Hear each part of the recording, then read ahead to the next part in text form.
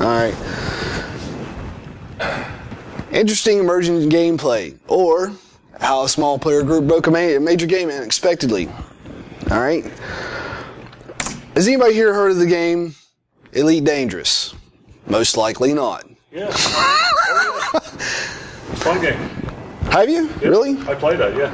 Well, that's what this game is about. Drive the spaceship? Mm-hmm. Yeah. Yes. That's what this is about. What is this game? What this game is a massively multiplayer online role-playing game. It is set in a scientifically accurate Milky Way galaxy, and they do poll NASA for this data in order to get astrological information. As a matter of fact, they recently added a planet into the system that NASA discovered that could have an Earth-like world in it that is only 4 light years away from Earth. It's a realistic physics engine for flying around in your ships, and it is based on a popular game back in 1984 created by David Braben and Ian Bell. The original game's name was obviously Elite. This is just a continuation upon that lore. Card game, right? No, it was a PC game on like Amstrad. It was an arcade game. Even I knew that. Anyway, how the game works. This is the Cliff's Notes on how the game works. You have your major factions, which is power play. You have Federal Alliance, which is in the middle between Federal and Imperial, and then you have the Imperial. These are all major players. There's 9 in total. You have non-player factions within these major factions, which are smaller, and they all align in certain ways with these major factions. Players can choose to pledge between these factions, which is called power play, obviously. You go around, you fly around, you earn merits to either bolster one group or weaken another group. The background simulation for both the major and minor factions are independent from one another, which means you can fly around and work for the minor factions, and it won't affect any of the major power play factions at all, and vice versa. You can take over whole systems and everything in power play, and it's completely independent. It doesn't really matter at all. What our fleet focused on in this, in what we did, is we did not focus on power play at all. We focused on all the small NPC factions. I'll explain later what's going on with that. We employed a scorched earth policy, which means if we found a vector of attack, we continued on that vector of attack until our goal was accomplished, and then we moved on to the next achievement. That is not what a scorched earth policy is. Really, son? I'm being recorded here. That is not what a scorched earth policy is. It is to destroy everything. You got you there, bro. Yeah, I know, but I mean, basically, we just wiped out the faction that we were working with, that we were fighting against. We wiped them out until they were completely annihilated from the system.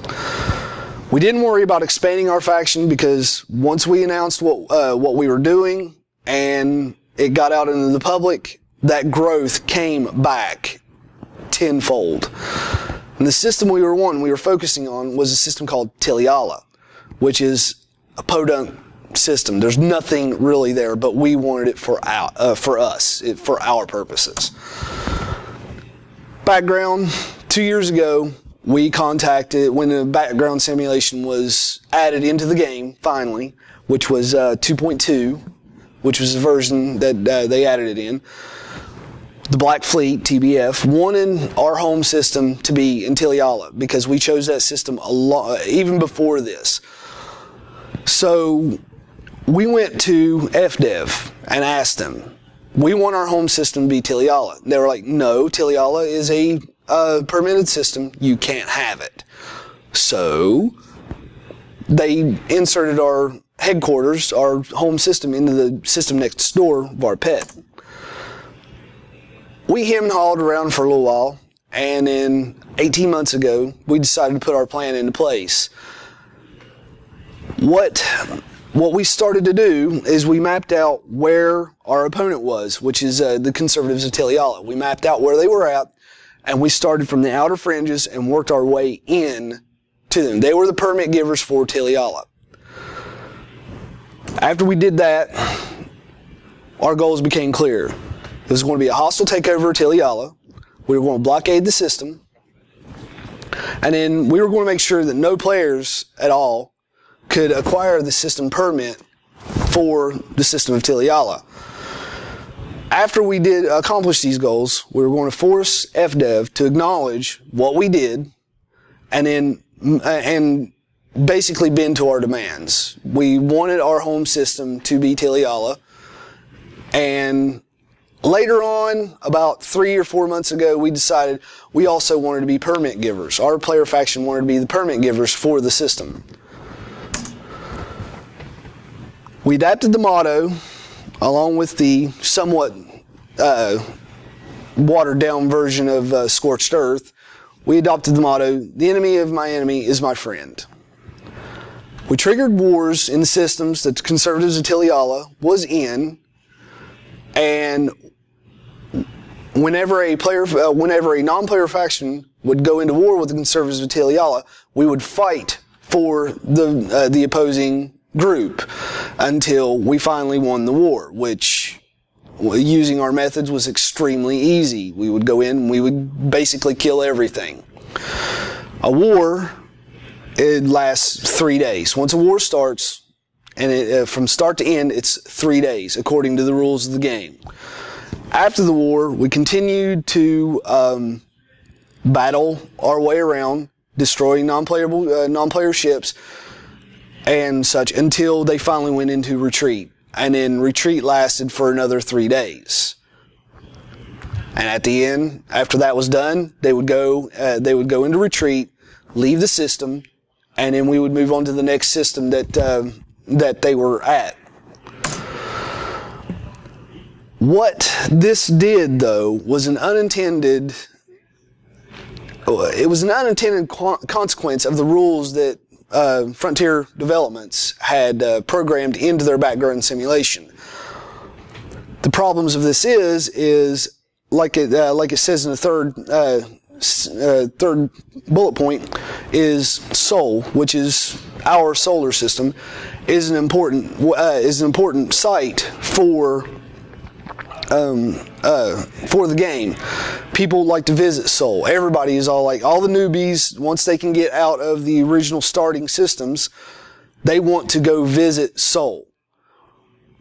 And once they get to do that, they have to earn a permit in order to get into Sol. Well, if we decided, since we had the Sol permit, if we decided to take out the group that controls that permit, we could lock Sol out from the entire system, unless other people already had the permit already. Sirius is another very important important system for the game, because there's an engineer in there that you can use to modify your ship to go faster, and I can't remember what else he does right off the top of my head, but everybody uses him to make their ship go faster. And there's also other important sites for the game lore that are also permit locked that we could have went in and did this. So if they couldn't access the systems, it would flood the support system with tickets. Why can't I access the system? Where's the mission? Where's the permit givers? Blah, blah, blah, blah, blah. And then they'd be scratching their heads wondering what's going on, and they would have to comb through gigabytes of logs to find out what's going on. And then once they figured out what was going on, if we didn't tell them, which we did eventually, they couldn't fix that unless they broke the rules of the game themselves. So we presented this in a way that would make them more acceptable to it. We created lore around the whole battle, and they have their face for the conservatives of Teleala was a gentleman by the name of General Ben Douglas.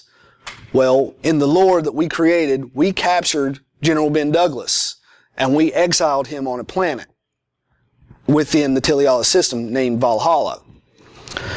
We planned out and recorded, voice acted, some audio messages that us, the Black Fleet, we intercepted them and we distributed them to FDev, which is Commander Zach, which is a real person. His name is Zach Atinachi. He works for FDev. He's the community manager. We gave them to him for the devs to work on. Things that we did is we embedded messages within messages, and we stuffed pictures into audio files, and we stuffed letters into the pictures. We did all kinds of steganography stuff, all open source information that you can find on the internet to be able to do this, and we hid clues throughout these audio files and picture files in order to find them. We also planned our end game for the scenario. The end game being either success, they capitulated to our demands and they successfully rescued General Ben Douglas, or failure, where they didn't capitulate to our plans and General Ben Douglas got executed. Thank you for the wrench. We weaved these out, and we presented them to FDev, and all the messages are online. They can be seen at that web address, www.blackfleet.xyz. There's 4 of them.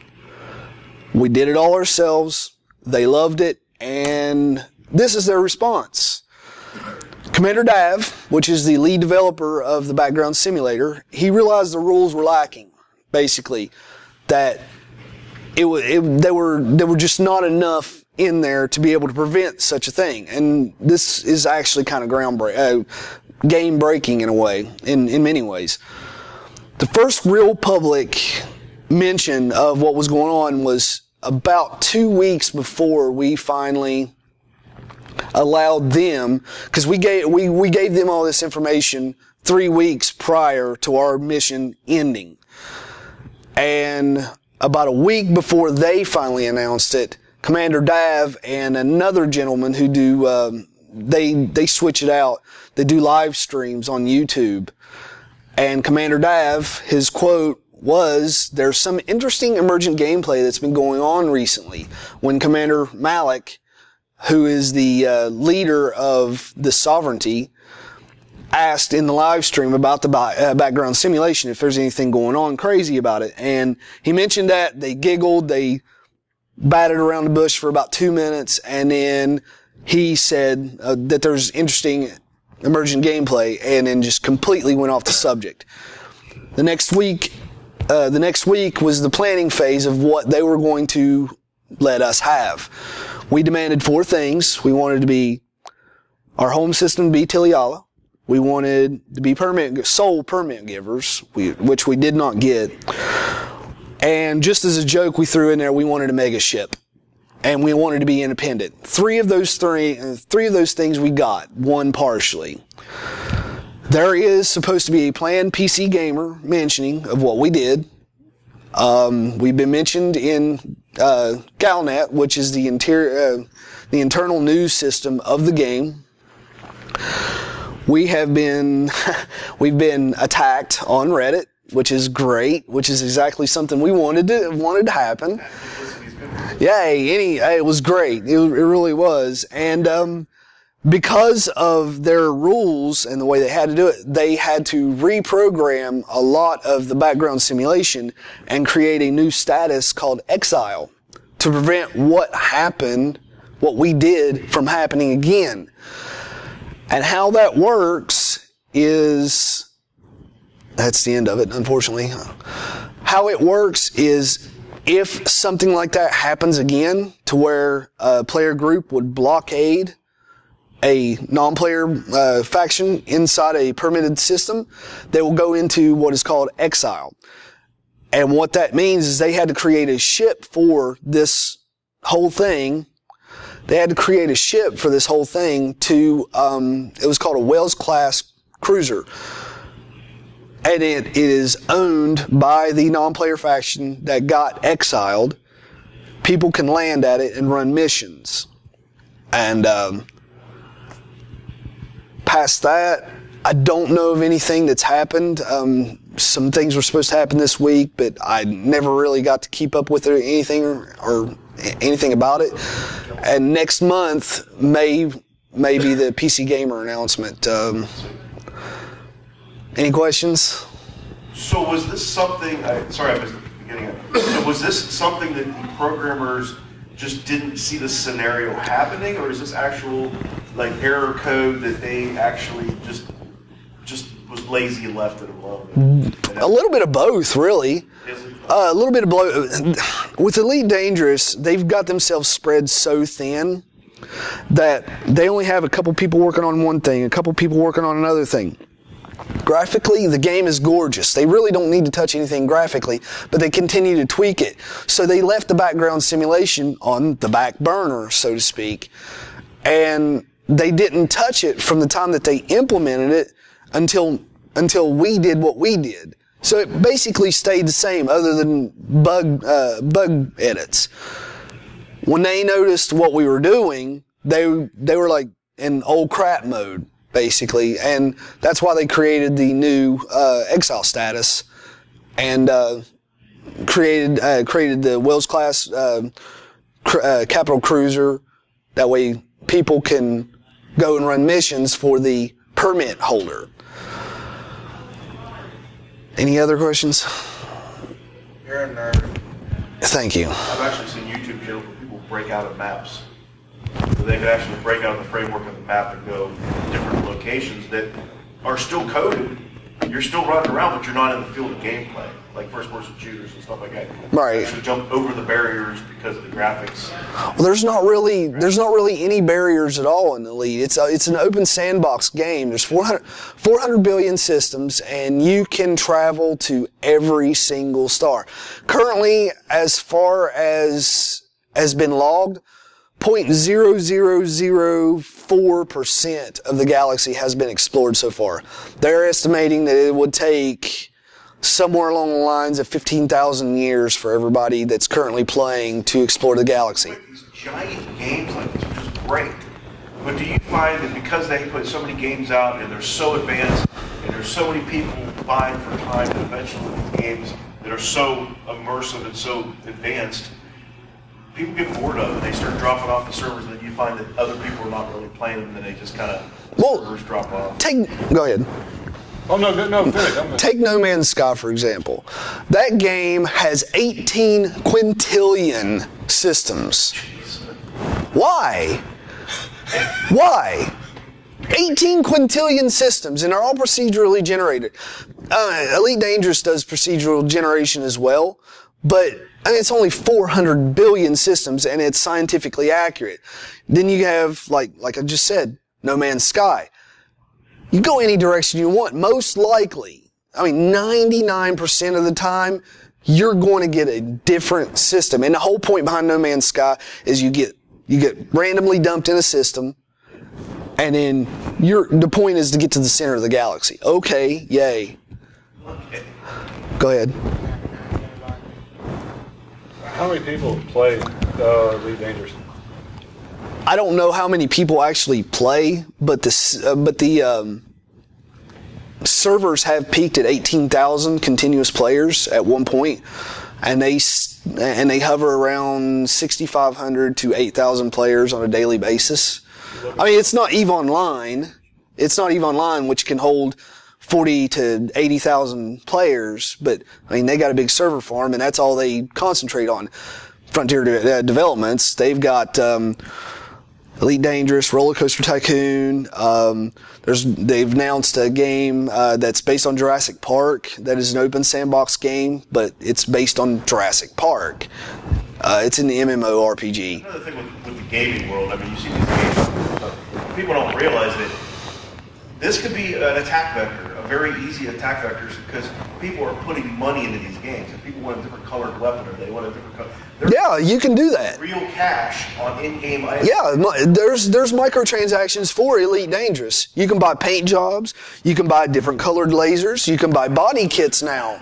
There is monetary attack vector in a game that people in the normal world would have no clue about. Right. Go ahead. This is just to continue on to his question. you also have to keep in mind of NPC interactions as well, Well, I was just talking as about- enemy ships and all that. I was just talking about get an idea about how many players there actually are playing. Oh, well, I mean, Look at probably 20, maybe They're- 2,000. their instancing system, they've been working on that. At most, because the sheer amount of data that it transmits, at most you'll probably meet up in like the noob systems 30 people. That's I think that's a cap with them. That's a I don't know if it's a physical limitation with their servers or if that's just a software limitation that they programmed in purposely. But when you hit one of those systems, you can have a system like what I do, an i7 with a 1070 GTX. And when you hit one of those systems, it'll go from 120 frames down to 15, like right then. And Wow. yeah, it kills the frame rate bad. And I mean, I can go 200 frames a second if my monitor would handle it normally. Right. But like I said, once you hit Ervate, which is the noob system, LHS 4442 or something like that is also the noob systems. You hit one of those two systems and you're in open, because there's 3 modes of play. There's open play, private groups, and in no, well, that's completely different. Solo. So you can play either by yourself in the galaxy, where all your actions stay at work against the background simulation. You can work in private groups with people, and you can wing up 4 at a time and still do. I mean, it's all the same galaxy, and it works on the PS4 and Xbox versions as well. It's all the same galaxy. It's just they're all segmented off from each other. Cool. I wish Morgan was here. He loves Elite Dangerous. And Oh, it's a great game. I love it, and like I said, I'd have been better off practicing CTF instead of doing this. And I'm representing my group. It's XYZ Gaming Community. Represent. Whoop, whoop. Yeah, Dean will be happy. But that's all I got, guys. Thank you. Thank you. Thank you. I wish more people could have been in here to ask questions.